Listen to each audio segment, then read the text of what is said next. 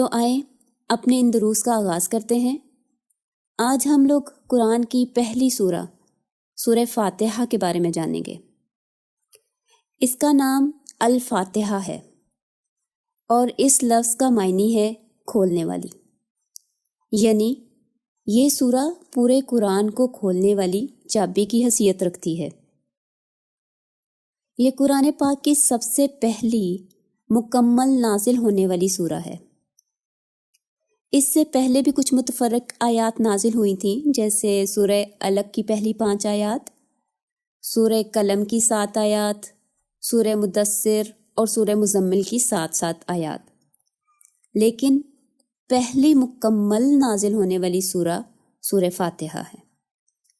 اس کے اور بھی بہت سے نام ہیں، جیسے سورہ حمد، سورہ شکر، سورہ مناجات، الکافیہ، الرافیہ، الشافیہ یا سورہ شفا بھی سے کہتے ہیں، سورہ رقیہ بھی کہتے ہیں، کیونکہ یہ سورہ جو ہے یہ درد، تکلیف اور بیماری کے علاج کے لیے بھی مفید ہے۔ اسے پڑھ کر دم کرنے سے درد بلکہ کسی زہریلے جانور کے کاٹنے پر بھی یہ اثر رکھتی ہے۔ اس حوالے سے ہمیں ایک صحابی کے سفر کا واقعہ ملتا ہے کہ ایک دفعہ وہ اپنے کچھ ساتھیوں کے ساتھ کہیں سفر کر رہے تھے کہ راستے میں کسی جگہ پر پڑاؤ ڈالا، اور اس ایریا میں کچھ خانہ بدوشوں کی بستی تھی جن کے سردار کو بچھو نے کاٹ لیا، اور وہ سردار تڑپ تڑپ کے مرنے کے قریب تھا۔ تو وہ لوگ بھاگے بھاگے ان کے خیمے کے پاس آئے اور پوچھنے لگے کہ آپ لوگوں میں سے کسی کے پاس بچھو کے کاٹے کا علاج ہے؟ تو ان صحابی نے کہا کہ ہاں میرے پاس ہے، اور یہ ان کے ساتھ چل پڑے۔ وہاں جا کر انہوں نے سردار کے اوپر سورہ فاتحہ پڑھ کر دم کی، اور اس دم کرنے کی وجہ سے ان کا جو سردار تھا اس کی جان بچ گئی۔ وہ لوگ بہت خوش ہوئے اور انہوں نے کچھ بکریاں اور کچھ چیزیں جو تھیں وہ تحفے کے طور پر انہیں دی۔ تو یہ صحابی واپس آئے اور انہوں نے حضور صلی اللہ علیہ وسلم سے پوچھا کہ کیا یہ بکریاں اور یہ جو تحائف ان لوگوں نے ہمیں دیے ہیں ہم انہیں استعمال کر سکتے ہیں؟ کیا یہ ہمارے لیے جائز ہیں؟ تو رسول صلی اللہ علیہ وسلم نے اس کی وجہ پوچھی۔ جب ان صحابی نے بتایا کہ اس طرح سارا واقعہ ہوا اور میں نے ان کے سردار پر جا کے جب دم کیا تو وہ ٹھیک ہو گیا، جس کی خوشی میں انہوں نے یہ تحفے دیے ہیں۔ تو حضور صلی اللہ علیہ وسلم نے ان صحابی سے پوچھا کہ تم نے کیا پڑھ کر دم کیا؟ تو صحابی نے بتایا کہ سورہ فاتحہ۔ تو حضور صلی اللہ علیہ وسلم نے پوچھا کہ تمہیں کیسے پتہ چلا؟ تو صحابی نے کہا کہ ایک دفعہ آپ نے کہا تھا کہ یہ سورہ شفا ہے، تو میں نے اس حوالے سے اسے نوٹ کر لیا اور تب سے میں اسے سورہ شفا کے طور پر بھی یوز کرتا ہوں۔ تو آپ لوگ بھی اپنے گھر میں، جیسے کئی دفعہ ہمیں سر درد ہوتا ہے یا چولہے کا کام کرتے ہوئے کئی دفعہ کوئی چیز ہاتھ پر گر جاتی ہے گرم، اس حوالے سے اگر فوراً سورہ فاتحہ پڑھ لی جائے تو اس کی تکلیف اور اثرات سے بچا جا سکتا ہے۔ اس کے علاوہ اسے ام القرآن بھی کہا جاتا ہے، یعنی قرآن کی جڑ یا قرآن کی ماں۔ اس کا ایک نام اساس القرآن ہے، یعنی قرآن کی بنیاد یا قرآن کا نچوڑ۔ اصل میں بات یہ ہے کہ قرآن کے اندر جتنے بھی بنیادی مضامین ہیں ان سب کا تذکرہ اس میں موجود ہے۔ مثلاً قرآن میں اللہ کے اسماء و صفات اور توحید کا بیان ہے، پھر رسولوں اور ان کی قوموں کے احوال درج ہیں، اس کے علاوہ آخرت کی پیشی اور جزا اور سزا کا ذکر ہے۔ علاوہ ازیں مختلف حالات کے مطابق دعائیں بتائی گئی ہیں۔ مطلب قرآن کے بنیادی مضامین ہیں توحید، رسالت، آخرت اور دعا۔ تو انہی سارے ٹاپکس کا سورہ فاتحہ میں بھی ذکر ہے، یعنی یہ قرآن کے دباچے کی حیثیت رکھتی ہے، یا دوسرے الفاظ میں ہم اسے قرآن کا خلاصہ کہہ سکتے ہیں۔ پھر اس کا ایک نام خود قرآن میں بھی مینشن کیا گیا ہے، سورہ ہجر آیت 87 یعنی آیت نمبر 87۔ وَلَقَدْ آتَيْنَاكَ سَبْعًا مِّنَ الْمَثَانِي وَالْقُرْآنِ الْعَظِيمِ، یعنی ہم نے آپ کو 7 دہرائی جانے والی آیات اور ایک عظمت والا قرآن عطا کیا۔ 7 کا مطلب ہوتا ہے 7 اور مثانی کا مطلب دہرائی جانے والی، یعنی یہ وہ آیات ہیں جو ہم سارا دن ہر نماز میں دہراتے ہیں کم از کم روزانہ 17 مرتبہ فرض نمازوں میں ضرور پڑھتے ہیں، کیونکہ سورہ فاتحہ نہ صرف ہر نماز میں بلکہ نماز کی ہر رکعت میں پڑھنی لازم ہے۔ اس کے بغیر نماز نہیں ہوتی، اسی لیے اسے سورہ صلاح بھی کہا جاتا ہے، یعنی نماز والی سورت۔ اس حوالے سے ایک حدیث قدسی ہے کہ اللہ تعالیٰ فرماتا ہے، قال اللہ تعالی قسمت الصلاۃ بینی و بین عبدی نصفین، کہ میں نے نماز کو، یعنی سورہ فاتحہ مراد ہے، اسے اپنے اور اپنے بندے کے درمیان نصف نصف تقسیم کر لیا، یعنی ڈیوائیڈ کر لیا۔ ولی عبدی ما سأل، اور میرے بندے کے لیے ہے جو وہ مانگے۔ فَإِذَا قَالَ الْعَبْدُ الحمد للہ رب العالمین، تو جب ایک بندہ کہتا ہے کہ تمام تعریفیں اس اللہ کے لیے ہیں جو سب جہانوں کا رب ہے، تو اللہ تعالیٰ اس ایک آیت کا جواب دیتے ہیں، حمدنی عبدی، کہ میرے بندے نے میری حمد بیان کی۔ وَإِذَا قَالَ الْعَبْدُ الرحمن الرحیم، اور جب بندہ کہتا ہے الرحمن الرحیم، یعنی اللہ بہت رحم کرنے والا اور ہمیشہ رحم لٹانے والا ہے، جب یہ آیت تلاوت کرتا ہے تو اللہ تعالیٰ اس کا بھی جواب دیتے ہیں، اثنا علیہ عبدی، کہ میرے بندے نے میری ثنا بیان کی۔ وَإِذْ قَالَ، اور جب وہ کہتا ہے مالک یوم الدین، کہ جزا اور سزا یا بدلے کے دن کا مالک، قال اللہ تعالیٰ، تو اللہ تعالیٰ کہتے ہیں مجدنی عبدی، کہ میرے بندے نے میری بزرگی، میرا اختیار بیان کیا۔ فَإِذَا قَالَ إِيَّاكَ نَعْبُدُ وَإِيَّاكَ نَسْتَعِينُ، اور پھر جب بندہ کہتا ہے کہ صرف تیری ہی عبادت کرتے ہیں اور کریں گے اور تجھی سے مدد مانگتے ہیں اور مانگیں گے، تو اللہ تعالیٰ فرماتے ہیں ھذا بینی و بین عبدی، کہ یہ میرے اور میرے بندے کے درمیان ایک معاہدہ ہے۔ فَإِذَا قَالَ اهْدِنَا الصِّرَاطَ الْمُسْتَقِيمَ صِرَاطَ الَّذِينَ أَنْعَمْتَ عَلَيْهِمْ غَيْرِ الْمَغْضُوبِ عَلَيْهِمْ وَلَا الضَّالِّينَ، تو اللہ تعالیٰ فرماتے ہیں ھذا لِعَبْدِی، کہ یہ میرے بندے کے پارٹ ہے، یعنی یہ میرے بندے کی ضرورت ہے، اس کی ریکویسٹ ہے، اس کی دعا ہے، التجا ہے۔ وَلِعَبْدِی مَا سَأَلَ، اور میرے بندے کے لیے ہے، یعنی اللہ نے وہ گرانٹ کر دیا، گارنٹی دے دی، ما سأل، جو اس نے سوال کیا، یعنی سورہ فاتحہ میں ہم جو دعا کرتے ہیں اللہ تعالیٰ اس کی قبولیت کی گارنٹی دے رہے ہیں، اور اس کی ایک ایک آیت پر اللہ تعالیٰ کا رسپانس جو ہے وہ ہمیں اس حدیث قدسی سے پتہ چلتا ہے۔ تو اس لیے ہمیں سورہ فاتحہ خاص طور پر تھوڑا آہستہ تلاوت کرنی چاہیے، تاکہ ہم اس کا رسپانس جو ہے وہ اپنے اندر ایبزارب کر سکیں اور اسے محسوس کر سکیں۔ اس صورت میں بنیادی طور پر ہمیں یہ سکھایا گیا ہے کہ دعا کیسے مانگنی چاہیے اور مانگنا کیا چاہیے، یعنی سب سے زیادہ ضروری کیا چیز ہے۔ تو یہ سورہ شروع ہوتی ہے آداب دعا کے ساتھ، یعنی اگر اللہ سے کچھ مانگنا ہے تو سب سے پہلے اس کی حمد و ثنا بیان کی جائے، اس کی تعریف اور شکر ادا کیا جائے، پھر خلوص دل کے ساتھ خود کو اللہ کے سپرد کر دینا، یعنی اپنی استطاعت کے مطابق ارادہ اور کوشش کرنا، اور اس کے بعد اللہ سے مدد کی درخواست کرنا، کیونکہ اللہ کی مدد اور توفیق کے بغیر کوئی کام کرنا ممکن نہیں، بلکہ کسی کام کا ارادہ کرنا یا سوچنا بھی پاسبل نہیں۔ خود قرآن میں اللہ تعالیٰ فرماتے ہیں وَمَا تَشَاءُونَ إِلَّا أَن يَشَاءَ اللَّهُ رَبُّ الْعَالَمِينَ، اور تم تو چاہ بھی نہیں سکتے سوائے اس کے جو اللہ چاہے، جو تمام جہانوں کا رب ہے، یعنی جب تک اللہ نہ چاہے تو ہمارے اندر تو کسی چیز کی چاہت بھی نہیں پیدا ہو سکتی۔ مطلب اگر ہمارے دل میں چاہت ہے کہ ہم قرآن سیکھیں، سمجھیں، اس پر عمل کریں، تو یہ چاہت بھی اللہ کا ایک کرم ہے، ورنہ ہم تو اپنے طور پر کسی چیز کو چاہ بھی نہیں سکتے۔ اور پھر اس کے بعد اس صورت میں بتایا گیا کہ مانگنے کی اصل چیز کیا ہے، یعنی وہ بھی بتا دی گئی، کیونکہ نعمتوں میں سب سے بڑی نعمت ہدایت کی نعمت ہے۔ مطلب دنیا کی تمام نعمتیں اس ایک نعمت کی موجودگی میں فائدہ مند ثابت ہوتی ہیں۔ مثال کے طور پر دنیا کی نعمتوں میں کیا کیا چیزیں آ جاتی ہیں؟ اولاد، مال و دولت، صحت، لیکن یہ ساری چیزیں اگر ہدایت کے بغیر ہوں تو یہی چیزیں آپ کے لیے عذاب کا باعث بن سکتی ہیں۔ مثال کے طور پر اولاد کو لے لیں، اولاد نعمت ہے، اللہ تعالیٰ سے لوگ مانگتے ہیں اور اللہ تعالیٰ عطا بھی فرماتا ہے، لیکن اگر یہی اولاد کی نعمت بغیر ہدایت کے ہو، یعنی اولاد تو مل جائے لیکن اللہ اسے ہدایت عنایت نہ کرے، تو وہ اولاد آپ کے لیے سب سے بڑا غم بن سکتی ہے۔ اللہ تعالیٰ ہماری اولاد کو ہدایت پر رکھے۔ اسی طرح دولت، اگر دولت ملی ہے اور ساتھ ہدایت نہیں ملی تو یہی دولت آپ کی آخرت کو اور دنیا کو تباہ و برباد کرنے کے لیے کافی ہے۔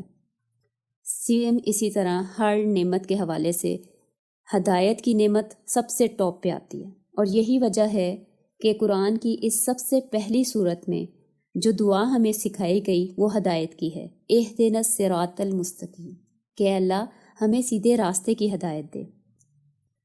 آئیں اب اس صورت کا ترجمہ اور مضامین کا خلاصہ دیکھتے ہیں۔ سب سے پہلی آیت، الحمدللہ رب العالمین، تمام تعریفیں اور شکر۔ یہ جو الحمد کا لفظ ہے اس میں دو مفہوم آتے ہیں، یعنی دو چیزوں کا کمبینیشن ہے، تعریف اور شکر۔ یہ تعریف اور شکر جو ہیں یہ اصل میں دو علیحدہ علیحدہ چیزیں ہیں۔ مثال کے طور پر ہم بازار جاتے ہیں، ہم فیمیلز ہیں، اور اکثر ہمیں جولری اور جو شوکیس میں کپڑے ڈسپلے پہ لگے ہوتے ہیں، مثال کے طور پر لہنگا ہے بڑا خوبصورت، یا کوئی کام والا سوٹ لگا ہوا ہے، تو چاہے ہم بازار میں کوئی اور چیز لینے گئے ہوں، کسی اور کام سے گئے ہوں، لیکن جولری کی ڈسپلے پر اور کپڑوں کے ڈسپلے پر ہماری نظر ضرور جاتی ہے۔ اب ہم نے سیٹ دیکھا یا کوئی سوٹ دیکھا جو بڑا خوبصورت ہے، تو ہم اس کی تعریف کرتے ہیں کہ واو کتنا زبردست کمبینیشن ہے، کیا خوبصورت ہے، ٹھیک ہے، ہم اس کا شکر ادا نہیں کرتے۔ لیکن اس کے برعکس اگر کوئی بندہ آپ کی ہیلپ کر دے یا آپ کو کسی چیز میں فیسیلیٹیٹ کرے تو ہم اس کی تھینکس کرتے ہیں، اس کا شکر ادا کرتے ہیں، یعنی یہ دو علیحدہ فیلنگس ہیں۔ لیکن الحمد کے لفظ میں یہ دونوں چیزیں ایٹ دا سیم ٹائم جو ہیں اس کا مفہوم شامل ہے، کیونکہ آپ دیکھیں دنیا میں جتنی بھی نعمتیں ہیں، جتنی بھی خوبصورتی ہے جس کی کہ آپ تعریف کریں، وہ اللہ تعالیٰ کی ہی دی ہوئی ہے، تو اس لیے تمام تعریفیں اور تمام شکر اللہ ہی کے لیے ہیں۔ اوکے جی، اس کے آگے ہے اب اللہ تعالیٰ کی کچھ صفات ہیں۔ رب العالمین یعنی تمام جہانوں کا رب، الرحمن الرحیم، الرحمن یعنی رحم کا خزانہ، الرحیم اسے لٹانے والا۔ مطلب اگر ایک بندہ ہے وہ بہت امیر ہے لیکن وہ کسی کو اپنی دولت میں سے کوئی حصہ نہیں دیتا، کسی کے لیے کوئی گفٹ نہیں لیتا، کسی کو کچھ بھی نہیں عطا کرتا، تو اس کے امیر ہونے کا کوئی فائدہ نہیں۔ تو اسی طرح اللہ تعالیٰ نہ صرف رحمان ہیں یعنی رحم کا خزانہ ہیں، بلکہ وہ رحیم بھی ہیں، ہر وقت لوگوں پر اپنی رحمتیں لٹاتے بھی رہتے ہیں۔ پھر اس کے بعد ہے مالک یوم الدین، بدلے کے دن کا حاکم، بدلے کے دن کا فیصلہ کرنے والا۔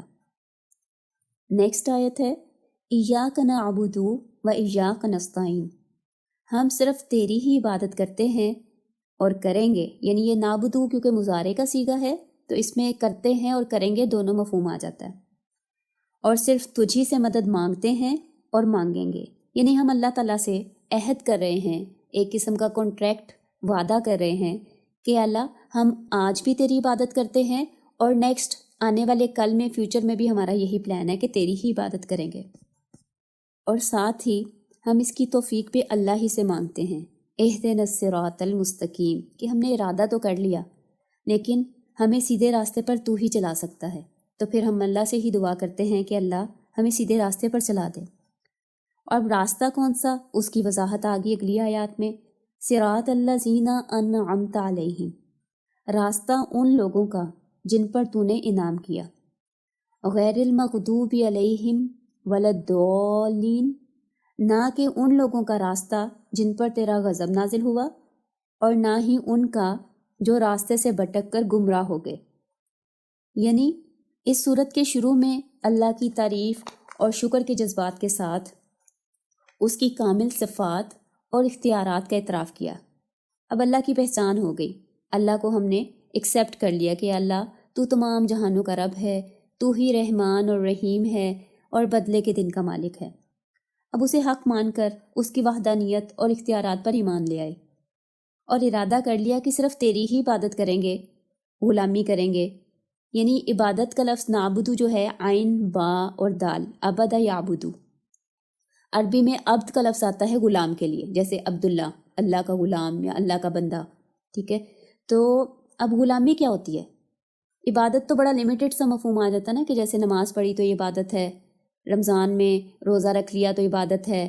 تو رمضان تو سال میں ایک دفعہ آتا ہے، اور اگر نماز بھی ہم دیکھیں تو ہم سارا دن تو نماز نہیں پڑھتے، کچھ اس کے مقرر اوقات ہیں، لمیٹڈ وقت میں نماز پڑھتے ہیں. مثال کے طور پر ہم صبح فجر کی نماز پڑھتے ہیں، اس کے درمیان کافی گھنٹوں کا وقفہ آتا ہے، 5-6 گھنٹوں کا، پھر ظہر کی نماز کا ٹائم ہوتا ہے. تو یہ جو 5-6 گھنٹوں کا وقفہ ہے نا، اس میں بھی ہم کوئی ایسا کام نہ کریں جو اللہ کو ناپسند ہے یا جو اللہ کی نافرمانی کے دائرے میں آتا ہے. تو یہ ہے اصل عبادت یا غلامی. یعنی جیسے غلام ہوتا ہے نا، کہ اس کی اپنی کوئی مرضی نہیں ہوتی، جس ٹائم پہ مالک نے آواز دی اٹھا لیا، چاہے وہ رات کا ٹائم ہو یا صبح فجر کا ٹائم ہے، اگر مالک کی آواز آ گئی تو اسے اٹھنا پڑے گا. کیونکہ آج کل ہمارے گھر میں جو میڈس وغیرہ آتی ہیں، جو تھوڑے کام کے لیے تھوڑے ٹائم کے لیے آتی ہیں، تو وہ تو گھنٹہ 2 آئے اور چلی گئی. لیکن غلام وہ ہوتا تھا جو 24 گھنٹے ساتھ رہتا تھا، جس کو مالک یا آقا کسی بھی وقت بلا لیتا اور کوئی بھی کام کہہ دیتا. اور اس کے جو بھی کپڑے ہوتے تھے وہ بھی مالک کے ہی دیے ہوتے تھے. جیسے مالک نے کپڑے دیے، جو دیے وہی پہن لیا. اگر مالک نے کھانا دے دیا تو کھا لیا، نہ دیا تو بس کام کرتے رہے. تو غلامی کا جو مفہوم ہے یا عبد یعبدو کا جو مطلب ہے وہ یہی ہے کہ 24 آورز اللہ کی کہہ لے کہ غلامی میں، اللہ کی فرما برداری میں حاضر رہنا. تو یہ ہے نعبدو کا مفہوم. تو ہم اللہ سے یہ وعدہ کرتے ہیں، عہد کرتے ہیں کہ یا اللہ تیری عبادت آج بھی کرتے ہیں اور کل بھی کریں گے، یعنی غلامی، اور تجھی سے مدد مانگیں گے. آج بھی مانگتے ہیں اور آگے بھی مانگیں گے. یعنی کوئی مشکل آ گئی، کوئی مسئلہ پڑ گیا، کسی چیز میں بھی ہمیں ضرورت ہے تو ہم صرف اللہ سے ہی مدد مانگیں گے. کسی پیر کے پاس نہیں جائیں گے، کسی درگاہ پہ نہیں جائیں گے، صرف اللہ سے ہی مدد مانگیں گے. تو ہم نے یہ وعدہ کیا اللہ سے، اور ہر روز کم از کم 17 دفعہ یہ وعدہ ہم کرتے ہیں. لیکن اتنا ہی کافی نہیں، یعنی یہ وعدہ کرنا کافی نہیں. اس کے احکامات کے مطابق زندگی گزارنے کا ارادہ تو کر لیا، لیکن اب ہر قدم پہ آزمائش آئے گی جس میں پورا اترنا آسان نہیں ہوگا، اور یہ ہم خود سے کر بھی نہیں سکیں گے. اس کے لیے اللہ کی مدد ضروری ہے. مطلب یہ اللہ کی مدد سے ہی ممکن ہو سکے گا. اس لیے ایاک نعبدو کے ساتھ و ایاک نستعین ہے، یعنی کہ تیری عبادت کرتے ہیں اور تجھ ہی سے مدد مانگتے ہیں. تو ہی ہمیں سیدھے راستے پر چلا. ہم خود اس قابل نہیں ہیں کہ ہم ان لوگوں کے راستے پر چل سکیں جن پر تو نے انعام فرمایا. تو اے اللہ تو ہماری رہنمائی کر، تو ہمیں سیدھے راستے پر چلنے کی توفیق دے دے، اور ہمیں ان لوگوں کے راستے پر چلنے سے بچا لے جن پر تیرا غضب، تیرا عذاب، تیرا غصہ نازل ہوا، اور ان لوگوں کے راستے سے بھی بچا لے جو بھٹک کر گمراہ ہو گئے اور راستے سے دور چلے گئے. اور پھر آخر میں آمین کہہ کر ہم اس کی قبولیت کے لیے ایک مہر لگا دیتے ہیں کہ اللہ اسے قبول فرما لے. تو یہ تھی ہماری سورہ فاتحہ، جس کی ٹوٹل 7 آیات ہیں، اور اس کی آیت نمبر 1 سے 3 تک، اور آیت نمبر 5 میں توحید کا بیان ہے. پھر آیت نمبر 4 میں آخرت کی جزا اور سزا کا تذکرہ ہے. اس کے بعد آیت نمبر 6 میں ہدایت کے لیے دعا ہے، اور آیت نمبر 7 میں رسالت کا تذکرہ ہے، یعنی رسولوں کی ڈیفرنٹ قوموں کے حوالے سے جو ذکر آتا ہے کہ صراط الذین انعمت علیہم غیر المغضوب علیہم ولا الضالین. اس کے حوالے سے مفسرین کا بیان ہے کہ یہ یہود و نصارہ کا ذکر ہے، یعنی پیچھے جتنے بھی رسول آئے ان کے حوالے سے ان کی قوموں کے بارے میں مینشن کیا گیا. تو سورہ فاتحہ میں بنیادی طور پر وہ چاروں چیزیں آ گئیں: توحید، آخرت، دعا اور رسالت. یعنی سیم وہی ٹاپکس جو پورے قرآن میں پھیلے ہوئے ہیں، ان کا ایک خلاصہ سورہ فاتحہ میں آ جاتا ہے. تو یہ تھی ہماری سورہ فاتحہ. اس سورت کی دعا ہے اہدنا الصراط المستقیم، جو ہم سب کو پہلے سے ہی یاد ہے. بس یہ ہے کہ جب آج سے آپ اسے نماز میں پڑھیں تو اس کو خاص فیلنگز کے ساتھ اللہ سے مانگیں. یعنی جب بھی آپ اس آیت پر پہنچیں تو اپنے اندر فیلنگز پیدا کریں کہ اللہ تعالیٰ سے آپ ہدایت مانگ رہی ہیں. تو آج کا لیسن ہم ختم کرتے ہیں. سبحانک اللہم و بحمدک نشہد ان لا الہ الا انت ونستغفرک ونتوب الیک.